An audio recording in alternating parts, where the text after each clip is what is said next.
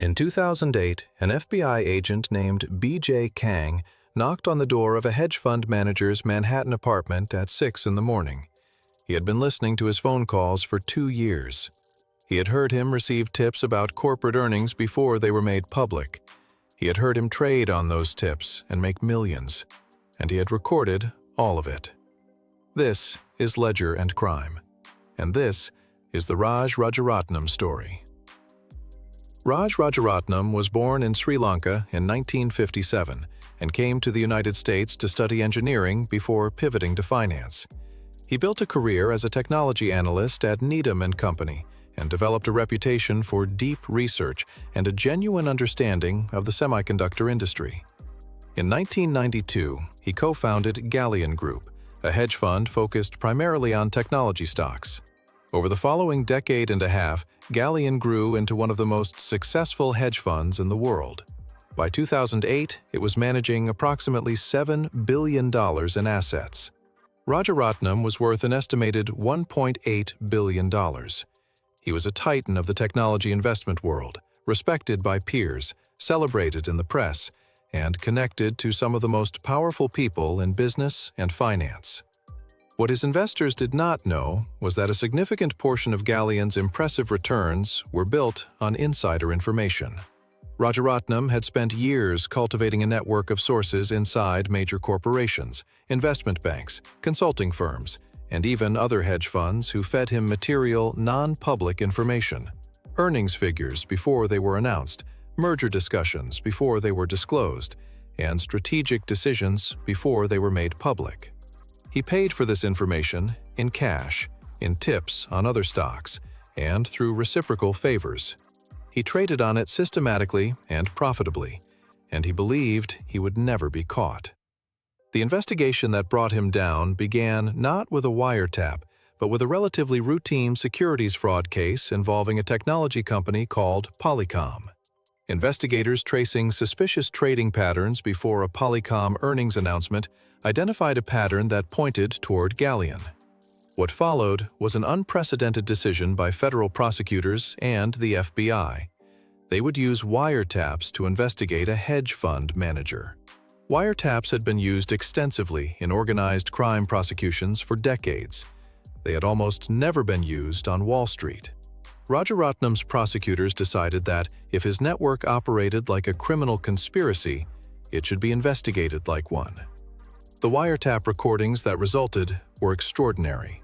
Investigators listened as Rajaratnam received tips from sources inside companies, including Goldman Sachs, Intel, IBM, McKinsey & Company, and others.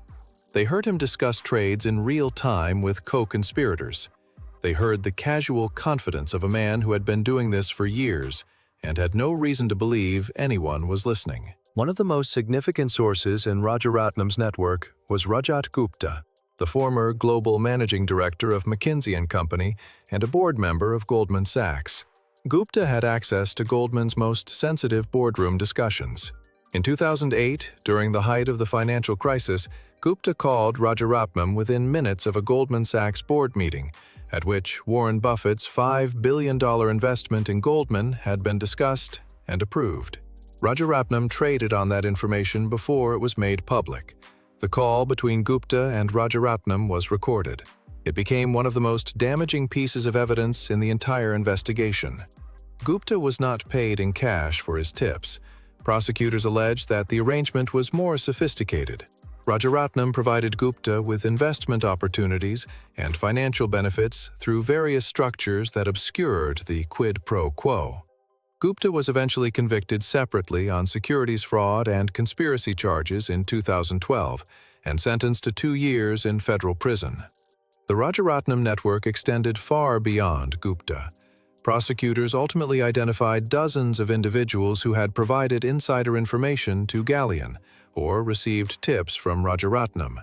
They included employees at Intel, IBM, Advanced Micro Devices, Bear Stearns, and the consulting firm McKinsey. Some were paid directly, others traded on the tips themselves. The network had the structure and discipline of an organized criminal enterprise, operating inside the most prestigious institutions in American business. Raj Rajaratnam was arrested on October 16, 2008. His trial began in March 2011 and lasted 2 months. Prosecutors played dozens of wiretap recordings for the jury. The recordings were devastating.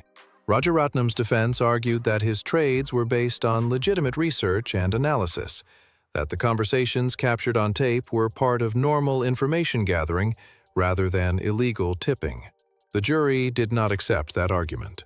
On May 11, 2011, Raj Rajaratnam was convicted on all 14 counts of securities fraud and conspiracy. He was sentenced to 11 years in federal prison, the longest sentence ever imposed for insider trading at that time. He was also ordered to pay over $150 million in fines and disgorgement. From a financial compliance and regulatory perspective, the Galleon case was transformative. The use of wiretaps fundamentally changed the landscape of securities fraud investigation. Before Galleon, prosecutors building insider trading cases relied primarily on trading records, financial analysis, and the testimony of cooperating witnesses. The wiretap evidence in Galleon was different in kind. It captured the crime being committed in real time, in the defendant's own voice, with his own words describing what he was doing and why. Defense attorneys could not explain away the recordings. The jury could hear the conspiracy. The Galleon investigation also produced an extraordinary number of cooperating witnesses. More than 20 individuals pleaded guilty and cooperated with prosecutors in connection with the Galleon case and related investigations.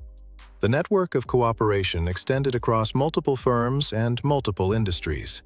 Each cooperator provided evidence that led to additional charges against additional defendants. The investigation grew from a single suspicious trading pattern into one of the most sweeping insider trading prosecutions in SEC and DOJ history.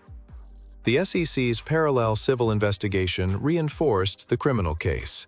The Commission had been developing increasingly sophisticated analytical tools for detecting unusual trading patterns before corporate announcements.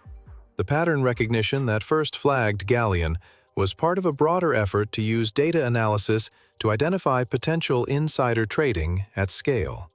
The Galleon case demonstrated that these analytical approaches could generate prosecutable cases even against highly sophisticated defendants who believed their trading was untraceable. The victims of insider trading are diffuse and often invisible. Unlike a Ponzi scheme where specific individuals lose specific amounts, insider trading harms the market as a whole.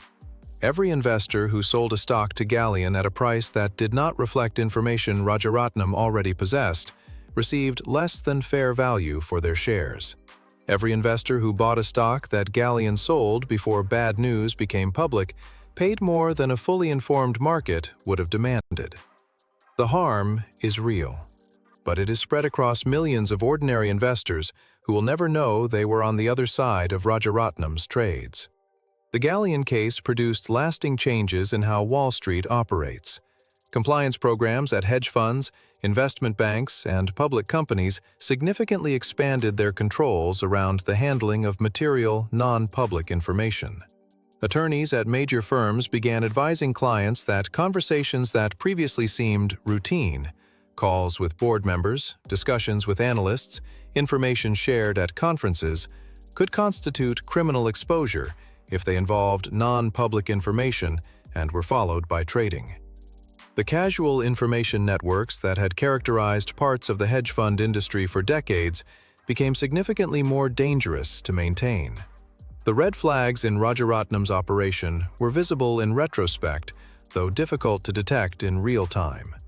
Returns that were consistently strong across multiple market conditions in a way that was difficult to explain through publicly available analysis. Trading patterns that showed unusual accuracy and timing relative to corporate announcements.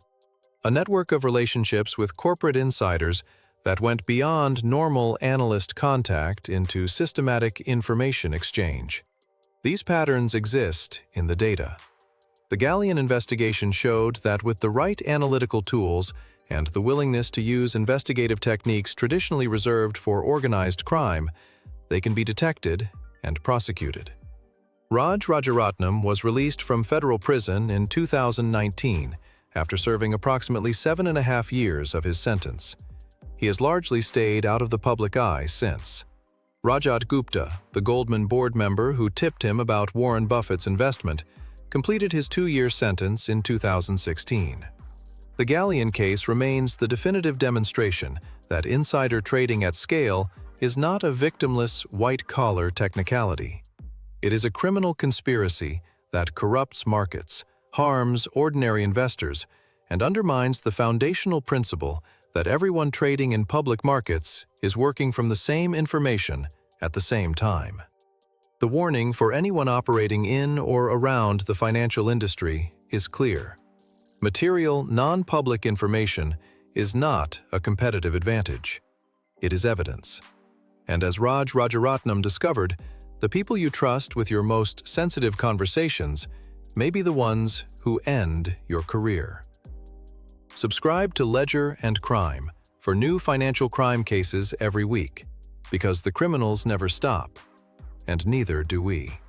Next week, we are covering the collapse that wiped out an entire country's pension fund in a matter of months, and the man who told regulators exactly what was happening while they looked the other way. You will not